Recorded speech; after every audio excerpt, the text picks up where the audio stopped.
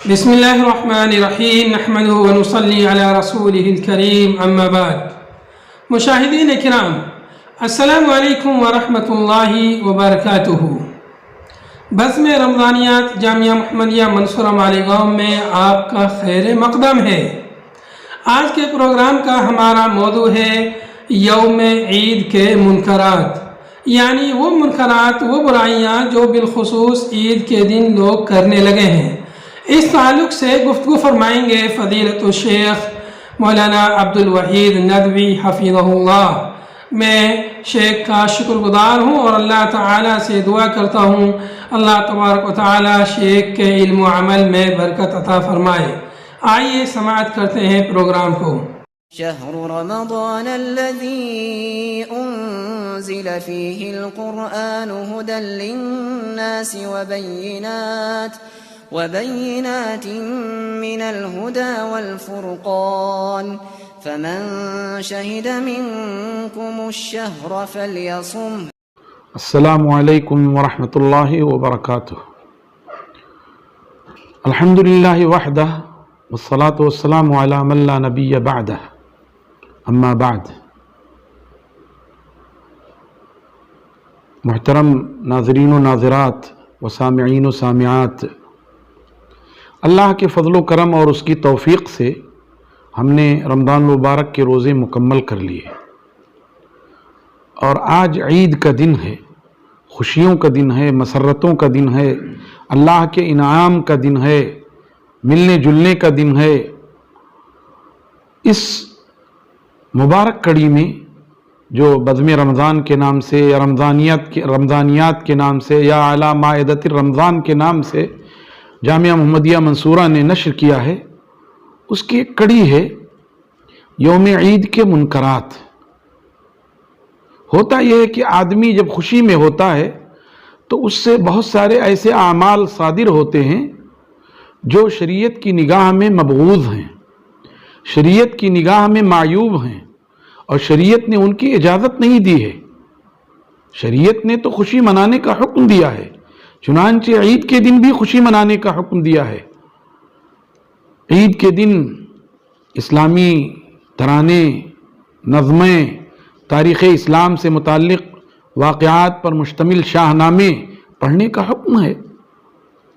عید کے دن ام المومنین عائشہ صدیقہ رضی اللہ تعالی عنہا کے پاس انصار کی دو بچیاں جنگ بغاز سے متعلق اشعار پڑھ رہی تھیں، اور وہ پیشہ ور گانے والیاں نہیں تھیں، بلکہ وہ عام بچیاں تھیں جو گا رہی تھیں، اور رسول اللہ صلی اللہ علیہ وسلم بغل میں لیٹے ہوئے تھے، اپنے چہرے پر کپڑا ڈالے ہوئے تھے۔ سیدنا ابو بکر رضی اللہ تعالیٰ عنہ تشریف لائے، غصہ ہوئے، رسول اللہ صلی اللہ علیہ وسلم کے گھر میں یہ شیطان کی بانسری۔ تو رسول اللہ صلی اللہ علیہ وسلم نے انہیں منع کیا، کہا ابو بکر انہیں چھوڑ دو، یہ عید کا دن ہے، لکل قوم عید وہذا عیدنا۔ تو خوشی تو اسلام نے منانے کا حکم دیا ہے۔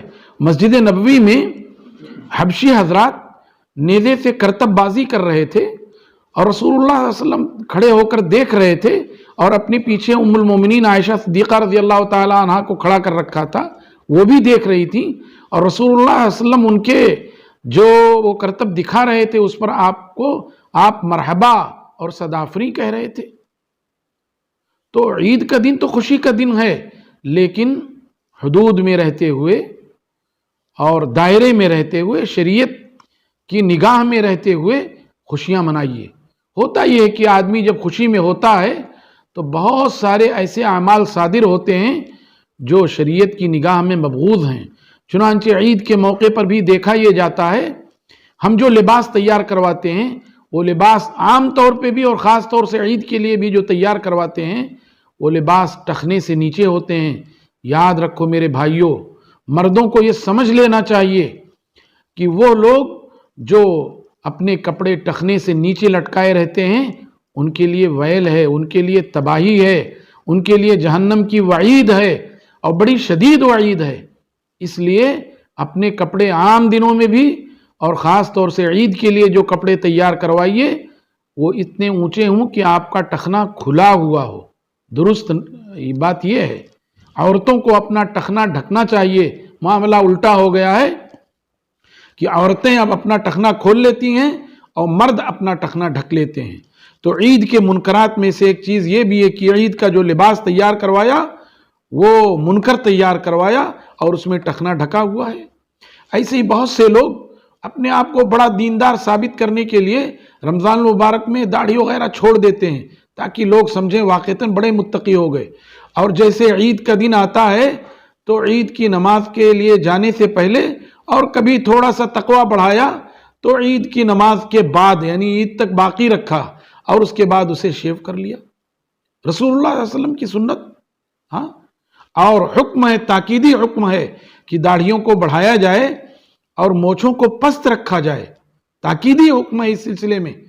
اور یہ بے حرمتی ہو رہی، عید کا دن ہے، خوشی کا دن ہے، اور ایک منکر کام، ایسا منکر کام جو موجب جہنم ہو، جو موجب عذاب ہو، جو موجب گناہ ہو، جو شریعت کی نگاہ میں آدمی کو نااہل ثابت کر دے، یہ سب ہو رہا ہے۔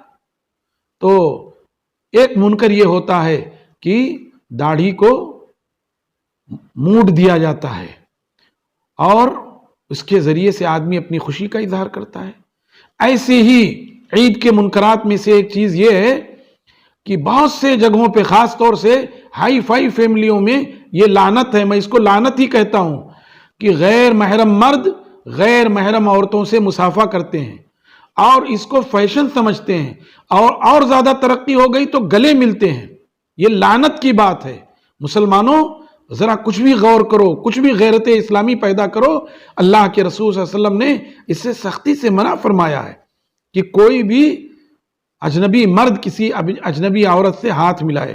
اللہ کے رسول صلی اللہ علیہ وسلم جو پوری امت کے لیے باپ تھے، آپ کی ازواج مطہرات تمام مسلمانوں کے لیے مائیں ہیں، اللہ کے رسول صلی اللہ علیہ وسلم نے اپنی مبارک زندگی میں کبھی کسی اجنبی عورت کا ہاتھ نہیں چھوا۔ آپ عورتوں سے بیعت لیتے تھے، زبانی بیعت لیتے تھے، ان کو بتا دیتے تھے، وہ اقرار کرتی تھیں کہ ہم اللہ کے ساتھ کسی کو شریک نہیں ٹھہرائیں گے، ہم چوری نہیں کریں گے، ہم بدکاری نہیں کریں گے، ہم اپنی اولاد کو قتل نہیں کریں گے، ہم بہتان تراشی نہیں کریں گے۔ یہ سب وہ زبانی طور پہ کہتی۔ اللہ کے رسول صلی اللہ علیہ وسلم فرماتے، جاؤ میں نے تم سے جو ہے عہد لے لیا، یعنی گویا آپ نے کبھی بھی کسی عورت کا ہاتھ نہیں تھاما۔ ہم کیسے مسلمان ہیں کہ عید کے اس پرمسرت موقع پر ہم اجنبی جو ہے عورتوں کا ہاتھ تھام لیتے ہیں۔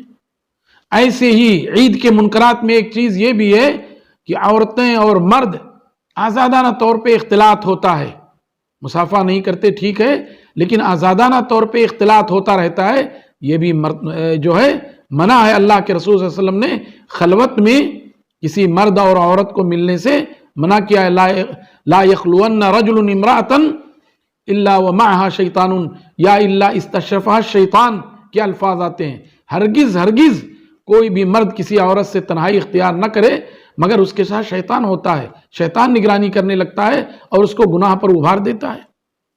ایسے عید کے منکرات میں سے ایک اہم منکر یہ ہے کہ لوگ اس دن خصوصیت کے ساتھ فلم بینی کرتے ہیں، اور یہ وہ لوگ جنہوں نے گمراہی کا ٹھیکہ اٹھا رکھا ہے، یہ فلم سٹی والے جان بوجھ کر کے عید کے دن کچھ فلمیں ریلیز کرواتے ہیں، ذرا ایڈونچر کے طور پہ فلمیں ریلیز کرواتے ہیں، اور اس میں مسلمان جاتے ہیں فلم دیکھتے ہیں خوشی کے موقع پر۔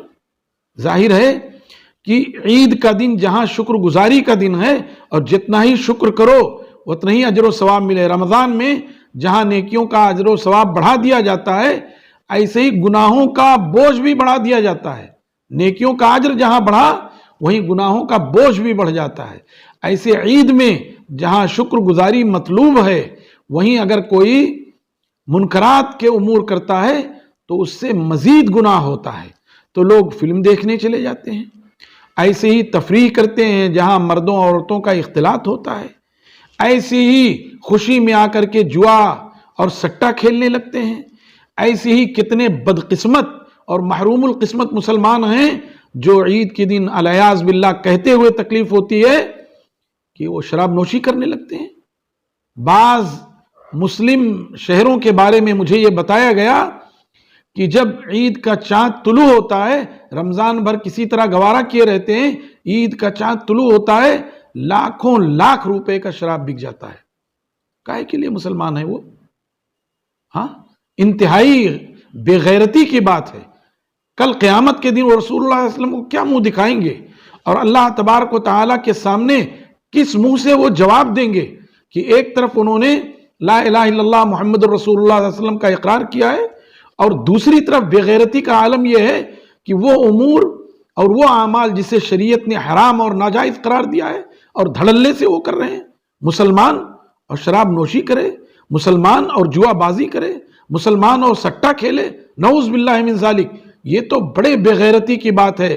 یہ اجتماع الضدین اور اجتماع النقیضین ہے، دو متضاد چیزیں مل رہی ہیں.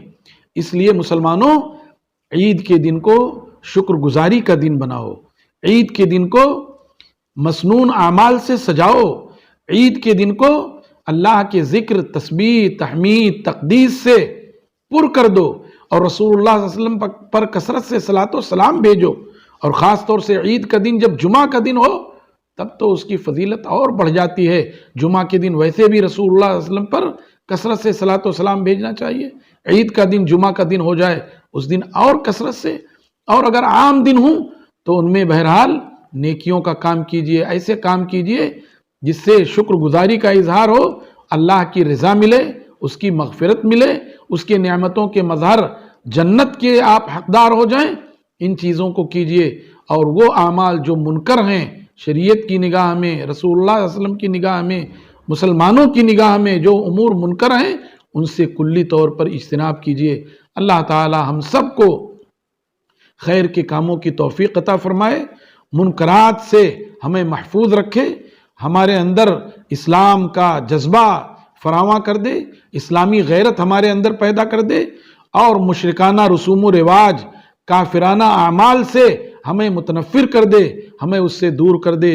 سبحان ربک رب العزت عما یصفون وسلام علی المرسلین والحمد للہ رب العالمین، وصلی اللہ وسلم علی نبینا محمد وعلی آلہ وصحبہ اجمعین ومن تبعہم بإحسان الی یوم الدین.